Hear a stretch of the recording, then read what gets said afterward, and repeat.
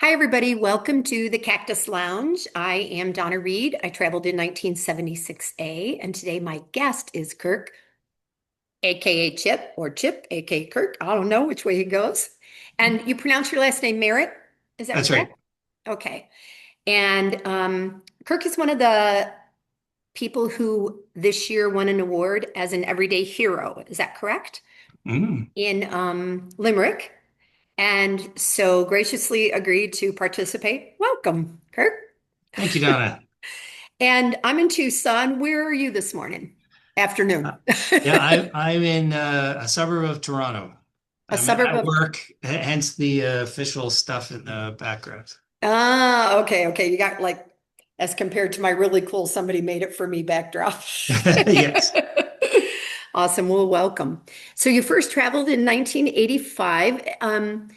Can I ask, were you young? Were you 18? Had you been to college? Like, tell me about your. Yeah, sure. I was 19 when we started, turned 20 shortly after. So I had done 1 year of university, um, and so it was still on. It's definitely on the younger side to Yeah. travel. It was a great year. We traveled. My cast was fortunate. We went to Europe for um, 3.5 months till Christmas, and then back in the States for a while, and then we were in Japan for a couple months, and Wow, you had that quite a was tour. yeah. Yeah. We were quite fortunate. So because we were the American bicentennial of 75 going into 76, when we got there, I don't care what anybody says, they want to know where their tour is going to go, right? Sure. And we were like the United States, the United States, the United States, and then either Mexico or Canada or Venezuela. Like, so our international piece was so different than those who traveled a lot of other years. So, yeah, you were fortunate. Had you been out of the country? Had you been out of, I'm assuming you were born in Canada. Yeah. I was born in the Toronto area and had done some vacation travel with my family, but never Europe. It was more Okay. more Caribbean kind of stuff. So it was certainly an eye opener. That's Lots of neat. fun. With That's neat. when we started the year, that Japan wasn't even on the radar for any of the cast. I think it Oh, developed. We found out mid, you know, midterm in our first term, and okay. so we were just lucky enough to that it fit, I guess, uh, our cast and what was already scheduled. Nice. Nice. Um, so had you seen a show, like did the cast perform in Toronto or something or in your hometown? How did you learn about Up With People? Yeah, I guess when I was 13 or 14, I saw the show here in Toronto, and um, was captivated by the energy and I was a bit of a singer and theater person and it just grabbed me for sure. And then of course I didn't hear about it for years, put it on the back burner, and Right.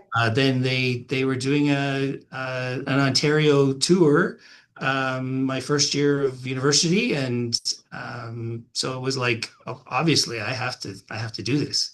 How did Uh, your parents feel about you starting college, start going to university, and then saying, "Oh, I think I'm going to go do this other thing"? no hesitation, Oh, no that's fear good. whatsoever. Yeah, they were more end up with people than I was. So they saw that they took me to the show. In fact, they were originally the show that we saw was at a part of the Canadian National Exhibition, and so it's one of those um, you pay one fare and you go in, and they Up With People was doing like 2 or 3 shows a day for like a week. And Ah, yeah, my parents dragged me back, I think 3 or 4 times oh my to gosh. see it. So yeah, they were That's they're fun. more up with people than I was this time. That's fun. So, did you travel more than 1 year, Chip, or No, just the 1 year. just the 1 year? Okay. Come back home, go back to university? Yeah, I went right back to university, back Okay. into the swing of things, and completed that journey. And were you did Up With People affect at all what you majored in or change anything about kind of the direction that you went? It did. The first year at university was kind of a general arts program. I don't know if you can even do that anymore. That's But like I don't know what I'm going to yeah, do. exactly. And so I was still figuring it out. And so while we were on the road, it kind of came to me that, okay, I liked business and I liked people. And so the perfect combination was human resources. And so I have made my career in human resources and did finish the schooling and et cetera at that time. And Yeah. it was so it certainly did help me figure that out. Were you, was your college also then in the Toronto area, or did you go further away in the country? Relatively close. It's Okay. near Niagara Falls, which is Yeah. uh, The but other just side of the an hour and lake. a half outside of Toronto. It's like, Yeah, yes. the other side.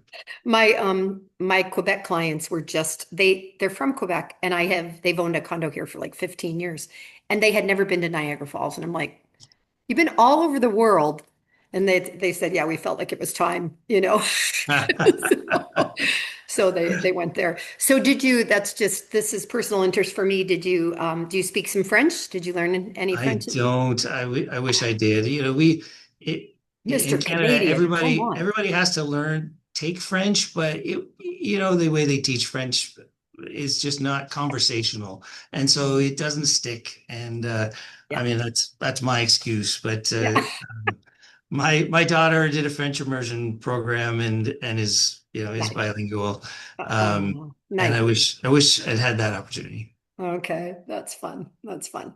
So, human resources, I know you told me who you're with, and did you just get another award? Because I sent you a Facebook friend request and you just seem to have something new Oh, posted. What? just last week, yeah. So Yeah. I work for Hyundai. I work in head up HR for Hyundai Canada, Okay. and yeah, just last week we won an award for the team HR Team of the Year in Canada. So yeah, so very Ooh. So, HR team of the year for Hyundai or HR like no and for Canada. for Canada? It was Wow, at the Canadian HR Awards. that's neat. Hmm. So what makes you special? Like why do you think you're good at that?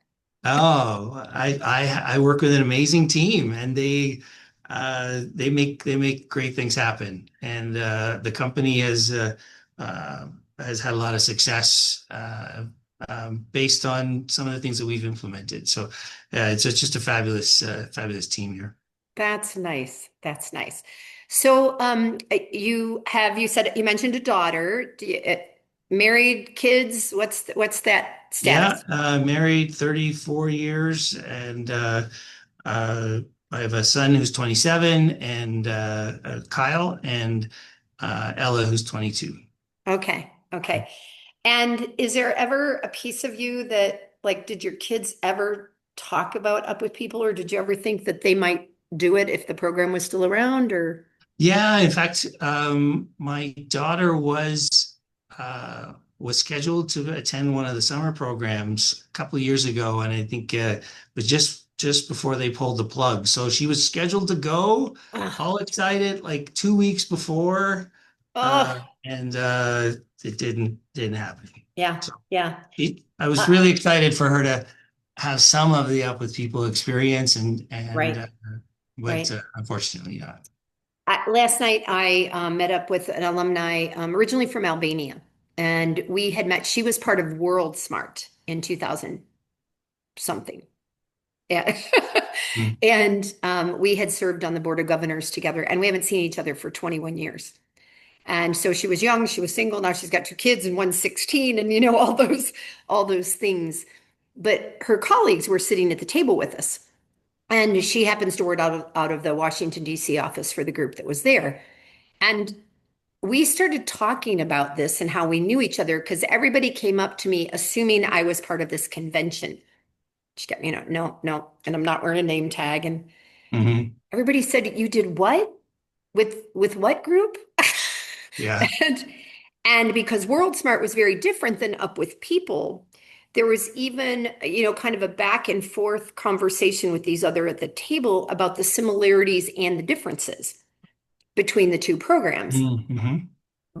But at the end of the day, not that much difference when it was all said and done. A little Yeah. bit emphasis on the show and stuff. So it was really fun to like listen to the people she works with and look at her and just be like, I Right. didn't I didn't know you did that, kind of thing. So all right, so I am not at my house, so I don't have the little thing here. Tell me about your nomination for the Everyday Hero Award and what that means, and why you were awarded this award. Well, the Everyday Hero Award means a lot to me especially, because I used to sing that song in our show. There was an And Everyday Hero song? yeah, yeah, What? Come on. yeah. I know There's, almost all the shows. I don't know an ah, Everyday Hero song. yeah. All right, Well, hum a Beat few of the bars. Future. Beat of the Future. Check What? it out. I will. I'll have to go look it up. So it meets extra special for me, but uh, uh, there were a number of people. One of my castmates pulled together a nomination, Elizabeth, and uh, worked with my wife Michelle to Huh? get support from many of the organizations that I work with, and so it's a lot of volunteer work. I coach a special needs hockey program. My wife and I just started up a Special Olympics basketball program last year. Um, I'm the treasurer and a board member on a homeless youth homeless organization here in the Toronto area. Um, I've been fortunate to do a lot of diversity work as part of my job, Okay. um, and that's been fantastic in getting me involved in some other things in the community as well. So I've a couple of awards on that side, like a ally of excellence, and um, from the Women's Executive Network, and the Auto Canadian Auto News recognized me as a notable champion of diversity. Uh, Interesting. and kind of the most personal one is the or most life-changing one, I guess, is that I headed up a group here in Toronto that brought in an Afghan refugee and who's making a new life here in Canada. Wow. So Did you do those are the that? components. Did you do it through a church or what was the avenue for that? Yeah, there's a local organization that I used to chair, actually, called Aura, and it works with local churches to bring in. It does all the paperwork and the government contacts to facilitate the sponsorships. Nice. So I wanna dig deeper into diversity, which may or may not get me into trouble. But because of our world right now, Mm. and because of what you already said you did, do you feel like at what stage, at what age, what did diversity mean to you? Did it mean those with special needs? Did it mean race or skin or religion, or has it always just been kind of a lump to you? Because that's a big word. That's a big Yeah, it really is. It really is. And I guess I think like many people, we had, sort of this vague idea what diversity was, but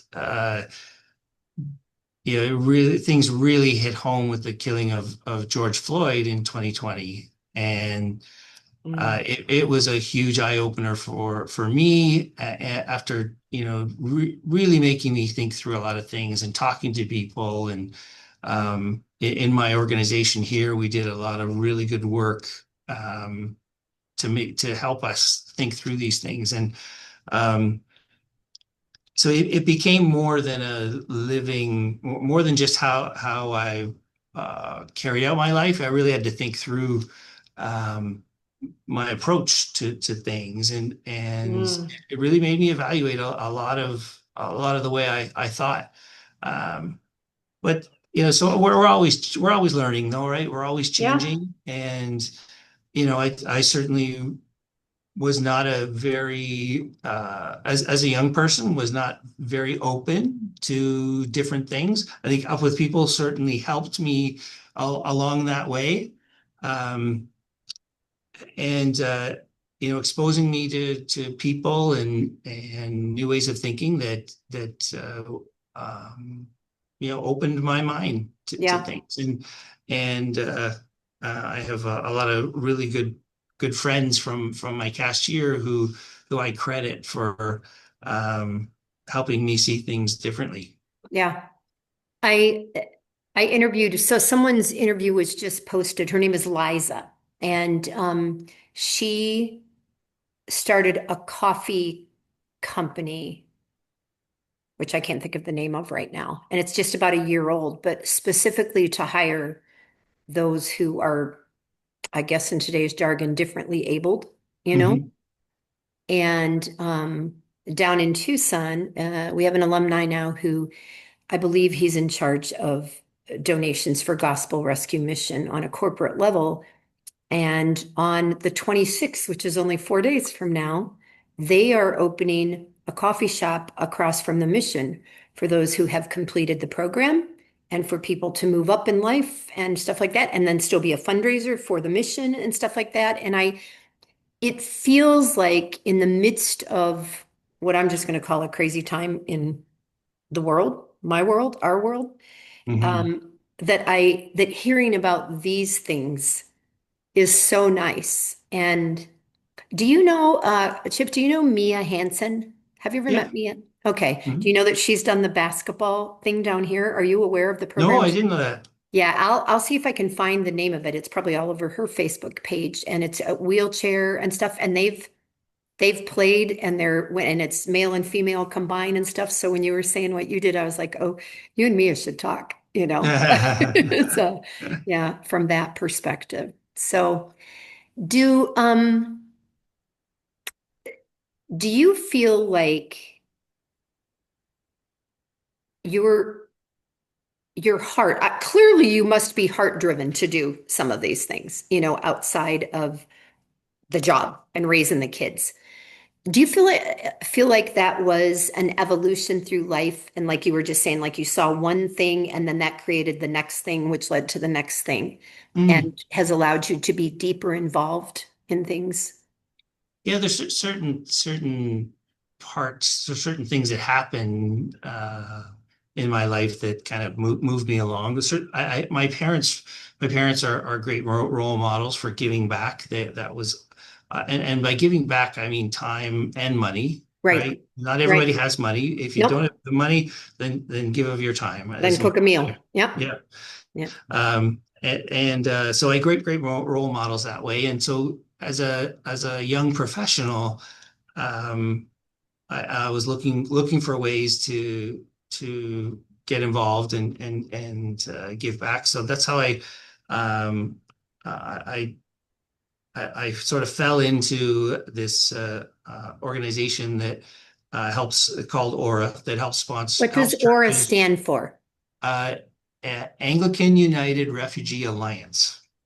So Anglican United. yeah, the Anglican is obviously the Yeah. church, and then United is another Yeah. church here in Canada. Yeah. So this Refugee. they kind of came together to create this organization, and even though the organization Aura didn't uh, wasn't religious based in the sense that they Hmm. they were there to facilitate sponsorships, but they did it for churches. Okay, got And it. so I got involved with them, and as things happen, you get more and more and more involved, and I ended up being the chair of that organization um, for eight years, uh, and it was just incredible to see the life changing um, opportunities that were presented to people. In Canada, we have kind of a unique system where you can sponsor, and you are on the hook. The sponsor Oh, group is on the hook for the first year of okay. the person or the family's expenses. Okay. Basically, everything outside of healthcare. So Wow. uh, obviously clothing, food, place to live, and so there's a big obligation to seeing to looking after these people and setting them up for success, so that Yeah, after that year that they're able they're to move ready forward. uh, to look after themselves. So much of that first year often is language training. Right, right. Yeah, so that they can, they have a good start to living here in Canada. Um, but that's anyway, that was a great opportunity for me, and then it led to some other things. But on the Special Olympics side and special hockey, my son has an intellectual disability, and Okay. so Kyle is an amazing guy, and kind of as we got him involved. He has a lot of energy, so we always had him in multiple sports. And he lives for sports to this day. Go Blue Jays. Uh, and he so getting involved with him in hockey and eventually taking over the coaching of his hockey team has been a great experience for me. All the team members have different they're different levels intellectually, Yeah. and but they're a fun group, and so we're just So, starting that up in a couple of weeks for this season. so I grew up pretty close to you across Lake Erie. I grew up in a farm about 13 miles south of Lake Erie, yeah, in a farm town. But often Cedar Point, people, and I know if we went across the water, but I also helped make trophies for Pee Wee tournaments in Oh, Detroit. Yeah. oh yeah. I would go, so all the trophies would be ready, and then we would just have to engrave their names and put them on them and stuff like that. So I spent a reasonable amount of time with some friends who had a trophy company up there, early on. And ironically, my 38-year-old who traveled enough with people in 2013, his keychain is still the little engraved hockey stick Oh that yeah, right he's had on. since he was 16 years old. Unless he lost it, but last I knew, he still had that. That was because we had put his name on it at one of the hockey tournaments, or like that. All right, so I want to go back to Up with People. Some of the questions that I asked when I first started these was, is there any place that you went that you would just love to go back to? Well, I haven't been back to Japan, and yeah, that was amazing opportunity for us. They actually split our cast in half, Oh, okay. and half went to the north of Japan and half went to the south. And we were there on with Coca-Cola. It was their 100th anniversary Okay. bottling in Japan. Okay. Um, but it's an amazing opportunity that, of Yeah, course, as a 19-year-old, the world was different back then. You didn't have exposure like we do now that's to all true. the different Right. cultures. Um, and and living, obviously is Up with People, staying with host families in a very different Yeah. lifestyle, Yeah. eating very different food. Yeah. Well, Um, that's always one of the questions too. Is there anything you ate that you'd be like, I'm never having that again, or oh my God, I yeah. loved it? Yeah, so Japan was amazing, and I haven't been back. I work for a Korean company now, so I have been to Korea a few times, Uh, but they're different. Pretty different. That's Mhm. that's interesting. I always say, as a really tall woman, I feel like if I go to Asia, I'm gonna be like a foot taller than everybody there. Yeah. It's like and blonde, up above everyone. So you mentioned an Everyday Hero song. I truly gotta what was the name of your show? Do you Be to remember? the future. Beat of the Future. And there was an Everyday. Lord, I worked at like 15 reunions here. I can't believe that I feel like I know these songs. Well, they always do the same three songs at Oh, all that's reunions, true. right? That's So true. I never made the cut. Yeah, it's funny because I get bored of that. Now we always know like the last songs in the shows were always great, but Hmm. there was Hmm. always kind of a silly song in a show. And there was one like, "Hey, y'all, throw me the ball." It was a basketball one. Oh And there was yeah. "Give the Jukebox a Kick." And I'm like, those are the ones we should come back and do sometime. All the silly, fun ones that were in the show one year and then Yeah. out out for some reason. So, um, is there any place that you would like to go in the world that you haven't been? Australia. Yeah, Yeah, yeah. Just the other end of the world. yeah, Yeah. yeah, Um, I think there's a lot of commonalities, a lot of similarities between Canada and Australia. Both former yep. English English colonies, colonies, right? and although we we weren't we didn't start off as convicts here in Canada, which apparently is the history in Australia. But the being part of the Commonwealth and the size and some of the history we share, I think is unique. Yeah, So that would be a place I'd like to go. that's fun. So you were in Limerick this summer, correct? You went? Yes, And so this was your what, for 40. 40th? I was gonna say my 50th is next year, so I'm like, okay, 40th. How was the turnout for your cast? We had 24 people That's from awesome. my cast. The other casts in our year were I think they were all under 10. Okay. Um, but yeah, we had a great turnout and just an amazing time. Oh, it was So would you attribute that to a cast director or cast, whatever we call they call the cast rep that like just yeah. really have you guys always stayed kind of close? Yeah, yeah. I mean, since Facebook was a Yes. great thing for for keeping in touch, Yeah. and we have a fantastic cash rep. In fact, she won an award in Limerick. This is Pam. Pam won the award this summer Cast for rep. cash rep. Mhm. That's nice. That's nice. Ours, we're talking about it, and everybody. So funny when you start feeling really old, you're like, well, it's not the way. And I've told everybody, I said, you guys, it's at a college. It's not at a resort like we were at for all of our other reunions, and we're not all going to see each other in the hallways, and we're, those kind of things. I Mm, said, you have to wrap your brain around. But I said, everyone that I know that has gone has enjoyed it. Like yeah, there's not been anybody that said, well, that was a waste of money, or yeah. anything like that. Fabulous setup at in Limerick. Was it? That's neat. That's Yeah. got part of the reason I wanted to ask you. Our cast had a call yesterday and I missed it, but they're talking about it.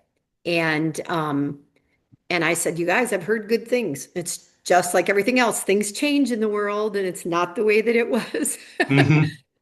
before and stuff. Did you do any of the side trips, the little side things that you could do? We did as a group. We Yeah. kind of we all talked months and months in advance, said, sort of planned out our week. Yeah.